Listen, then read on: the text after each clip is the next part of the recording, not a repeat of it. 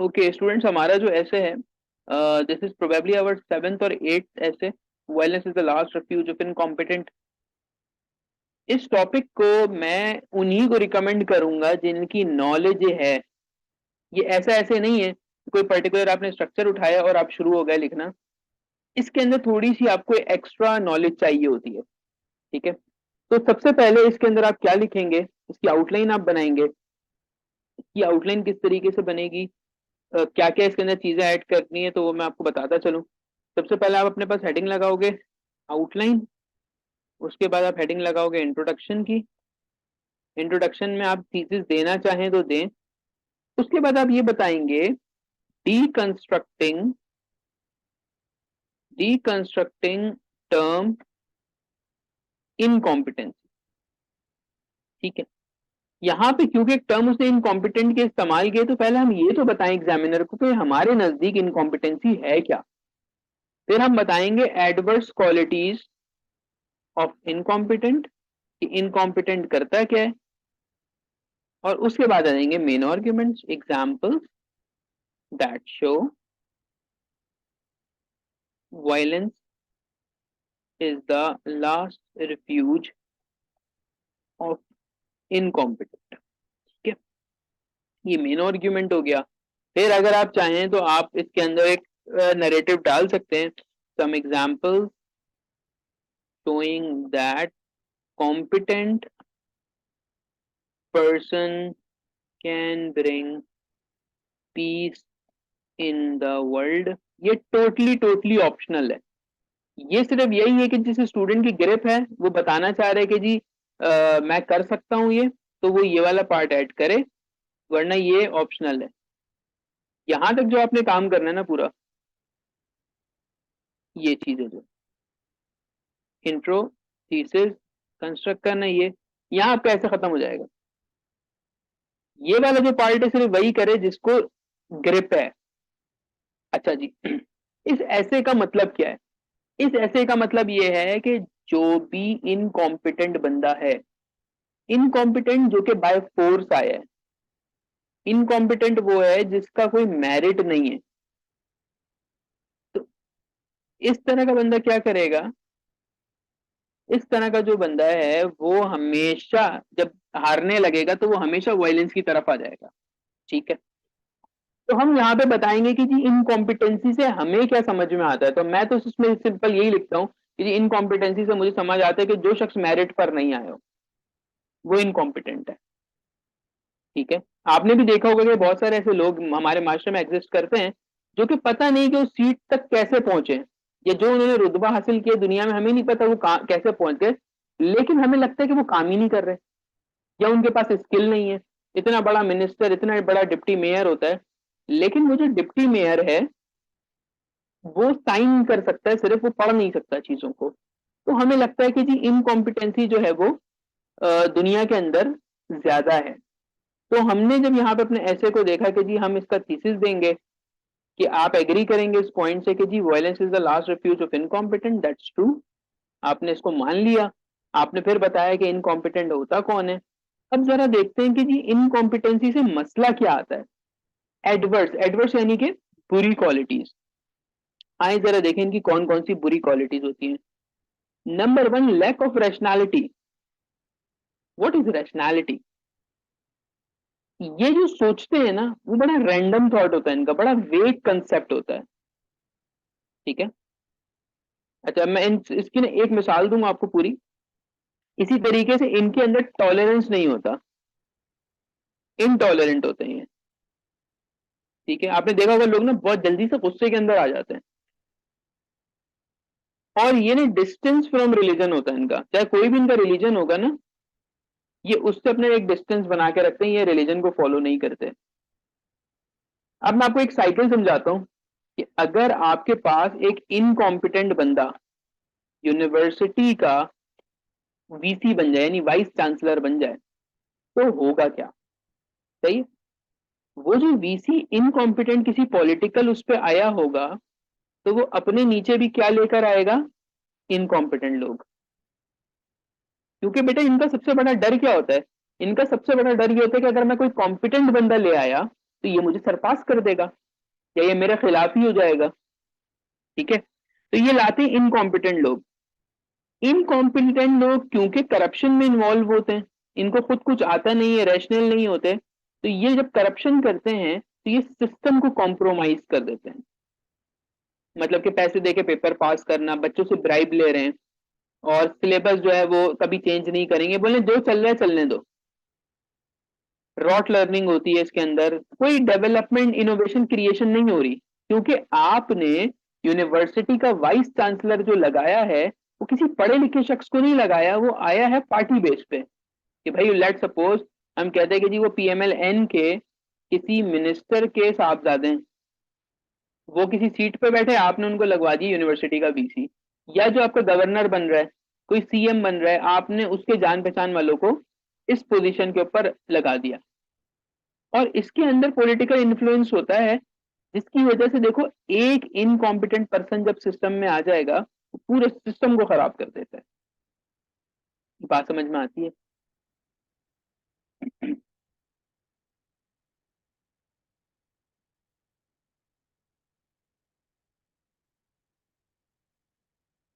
Okay, हमें सिर्फ यही बातें करनी है इसके अंदर कि जी इनकॉम्पिटेंट बंदा जो है उसमें ये तीन बातें होंगी, और ये आप डेली लाइफ ऑब्जर्वेशन से दोगे, कोई फैक्ट फिगर कोई कोटेशन नहीं आएगी इसके अंदर। ठीक है, ये तो हो गया एडवर्स क्वालिटीज इसकी। अब हम आते हैं अपने मेन पे कि जी कौन सी ऐसी एग्जांपल्स हैं जो बताती हैं कि इनकॉम्पिटेंट बंदा जो है वो जुल्म करता है। अच्छा जनाब, हमने जिक्र सुना है हिटलर का।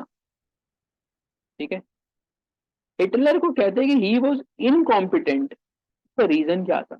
हिटलर इस वजह से इनकॉम्पिटेंट था बिकॉज वो जो है जेनोसाइड कर रहा था लोगों को, वो मार रहा था, और वो फाशिज्म के थ्रू आया था। मतलब बकायदा मुल्क में इलेक्शन होते हैं, वो पावर आता, वो इस तरीके से नहीं आया, वो आया है लोगों को मैनिपुलेट करके। ठीक है, हिटलर ने जेनोसाइड किया, वो आपको पता है सब कुछ। इसी तरह से कुरैश जो थे, कुरैश ने जो मुसलमानों के साथ बिहेवियर किया वो आएगा इसमें। ठीक है, इसी तरीके से यूएसएसआर और यूएसए, इनकी जो कोल्ड वॉर हुई, इसकी वजह से वर्ल्ड वॉर 3 होने वाली थी। जो क्यूबन मिसाइल क्राइसिस हुआ, सारा कुछ हुआ, तो आप ये भी इसमें मेंशन करेंगे। मोदी जो है उसका आप बताएंगे कि मोदी किस तरीके से इलेक्शंस विन कर रहा है। ठीक है, आप इसमें बताएंगे जी फेलियर ऑफ ब्लास्फेमी लॉज, कैसे हमारे मुल्क में लॉस का जो गलत इस्तेमाल किया जा रहा है, और उसके बाद हो क्या रहा है कि इनकॉम्पिटेंट इदारे हैं कि वो रोक नहीं पा रहे। ठीक है, हमारे पास मॉब जस्टिस बढ़ता जा रहा है, जिसे कहते हैं ना लोग खुद ही पकड़ के फैसला कर देते हैं, मार मूर के खुद फैसला करते हैं चीजों का। ये तो चंद मिसालें, जो कि ताकि आपको समझ में आ जाए कि असल मसला क्या है। इसी तरीके से आप मार्शल लॉ जिस जिस मुल्क में है, जैसे पाकिस्तान में भी लगा, तो मार्शल लॉ को भी आप इनकॉम्पिटेंसी में लोगे। ठीक है, मार्शल लॉ भी क्या होता है? ये आपका इनकॉम्पिटेंसी होता है। अच्छा, यूएसएसआर और यूएसए कैसे? ये इस तरीके से कि दोनों जानिब जो लीडर थे, उन्होंने मुल्क या दुनिया के पीस से कोई मतलब नहीं था, वो दोनों अपनी हेजीमोनी चाहते थे। यूएसए कहता था मैं लीडर हूँ, यूएसएसआर कहता था नहीं मैं हूँ। तो इन्होंने फिर 1962 में जो क्यूबन मिसाइल क्राइसिस हुआ, वो तो एक बटन दबाता और मुल्क में न्यूक्लियर वॉर हो जाती, वर्ल्ड वॉर 3 हो जानी थी हर जगह पे। तो दिस शोज कि दे वर इनकॉम्पिटेंट, कि उन्हें अपनी डेवलपमेंट इकोनॉमी पीस से मतलब नहीं था, उन्हें पावर हंगरी थे वो। तो जो भी पावर हंगरी है वो इनकॉम्पिटेंट है। समझ में आया? नॉर्थ कोरिया की भी मिसाल ले सकते हैं बिल्कुल, कि वो कर क्या रहा है उसको तो दुनिया ही नहीं तस्लीम कर रही है।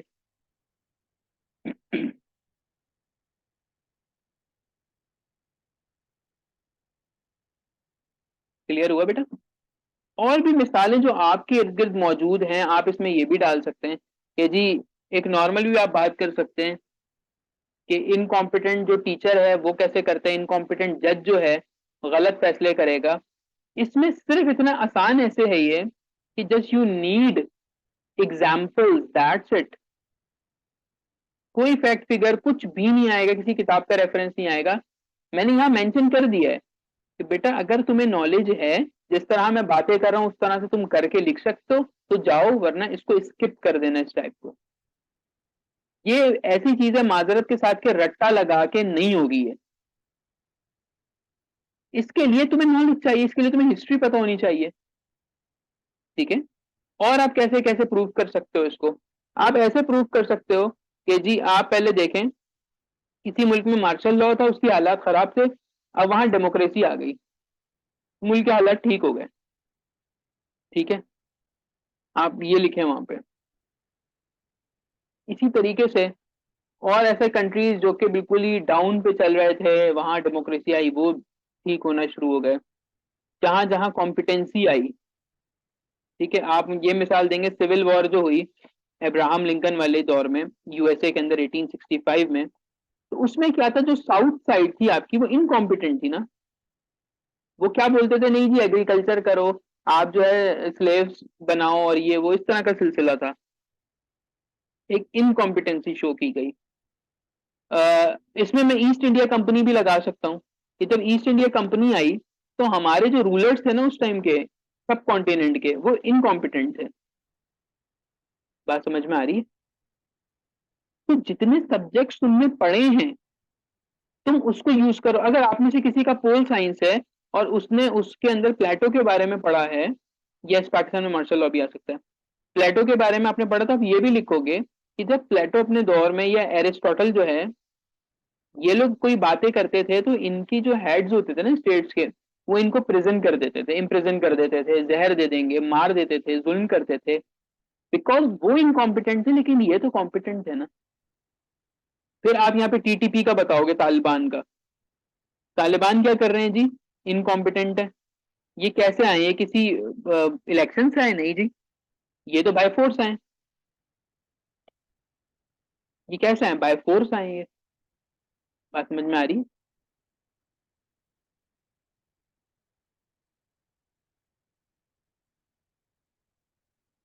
तो ऑन एंड सो फोर्थ, इतनी मिसालें हैं हमारे पास इसमें लगाने की कि आपको पूरी दुनिया में ये चीजें नजर आ रही हैं।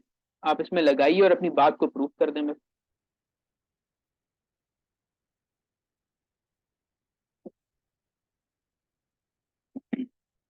जी बेटा, कोई सवाल अभी तक? अच्छा, जितने मर्डर्स हुए हैं, लियाकत अली खान की जो असेसिनेशन हुई, बेनजीर भुट्टो की हुई, ठीक है, इसी तरीके से आप गांधी की असेसिनेशन हुई थी, तो इनको भी आप क्लब करके कुछ ना कुछ फॉर्म में बना सकते हैं कि जब कॉम्पिटेंट बंदा कोई काम करने जा रहा होता है ना, ठीक है, तो उस तरह क्या होता है कि फिर उसको इनकॉम्पिटेंट लोग आके असेसिनेट कर देते हैं वहां पे, सही, उसको मार देते हैं। तो जिसकी नॉलेज बेस है वो इस ऐसे की तरफ जाए, बाकी लोग इसकी तरफ ना जाए। ठीक है। और ये पढ़ के होगा भी नहीं, ये नॉलेज आपको वास्ट डायमेंशन से आनी चाहिए।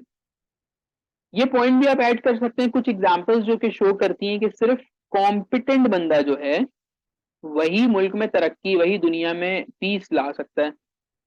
अब हम जरा उनकी बात कर लेते हैं, वो कौन लोग हैं। सबसे पहले तो holy prophet peace be upon him. ठीक है भाई, कॉम्पिटेंट है, दुनिया में अमन लेकर आए, इस्लाम लेकर आए, कुरैश को हराया। नेल्सन मंडेला 27 ईयर्स इम्प्रिजन रहे, कुछ नहीं बोले, बाहर निकले, इनकलाब लेकर आए। कायदे आजम ने ब्रिटिश को हराया, एक मुल्क बना के दिया आपको। तैयब एर्दोगान ने तुर्की जो है वो सही नहीं परफॉर्म कर रहा था, फिर जब से इन्होंने कमांड संभाली इन्होंने उसको बेहतर कर दिया। बात समझ में आ रही है? तो आप इसमें दूसरा चेहरा भी दिखा सकते हो कि यार कॉम्पिटेंट लोग जो होंगे ना वो चीजों को अच्छा कर देंगे। सो दिस वाज ऑल ऐसे। और इसमें आप अगर 1500 वर्ड भी लिखते हैं ना पूरे ऐसे में, तो भी आपका ऐसे पास हो जाएगा। 1500 वर्ड भी। ठीक है।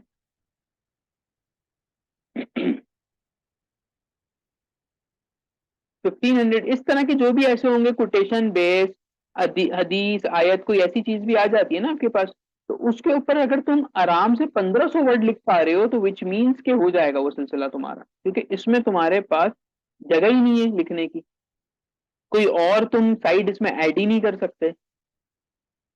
इसमें तुम जो ग्लोबलाइजेशन, जेंडर बेस्ड वायलेंस, अगर तुम्हारे पास नॉलेज है तो वो डालो, वरना तुम इस ऐसे को सीधा सीधा चलाओ, 1500 वर्ड तक लाके खत्म करो।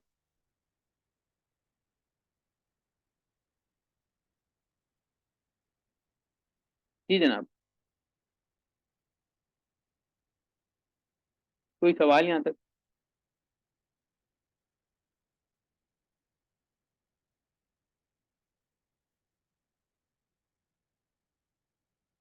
कोई क्वेश्चन है तो बताएं।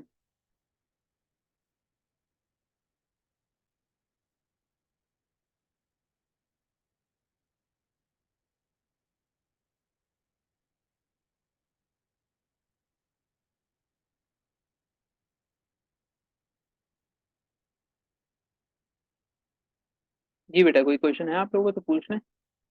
ये रिकॉर्डिंग मैंने कर ली है, मैं यूट्यूब पे भी अपलोड कर दूंगा।